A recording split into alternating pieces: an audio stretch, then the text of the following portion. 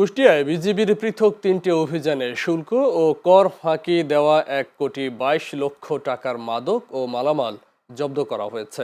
বুধবার সকালে লিখিত এক প্রেস বিজ্ঞপ্তিতে এই তথ্য নিশ্চিত করেন কুষ্টিয়া ব্যাটালিয়নের ৪৭ বিজিবি অধিনায়ক লেফটেন্যান্ট কর্নেল রাশেদ কামাল রনি। বিজ্ঞপ্তিতে বলা হয়, সুনির্দিষ্ট গোয়েন্দা তথ্যের ভিত্তিতে মঙ্গলবার একটি চৌকস টহল দল ব্যাটালিয়ন সদরের ২ নং জিপি গেট সংলগ্ন চেকপোস্টে একটি কাভার্ড ভ্যান তল্লাশি করে ৯২,০০০ প্যাকেট সিগারেট জব্দ করা হয়। এদিকে একই দিন মথুরাপুর মাঠ থেকে মালিকবিহীন অবস্থায় ভারতীয় ১৬ কেজি এবং ধলা বিওপির এলাকার বকুলতলা মাঠ থেকে আরও ৭ কেজি গাঁজা উদ্ধার করা হয়।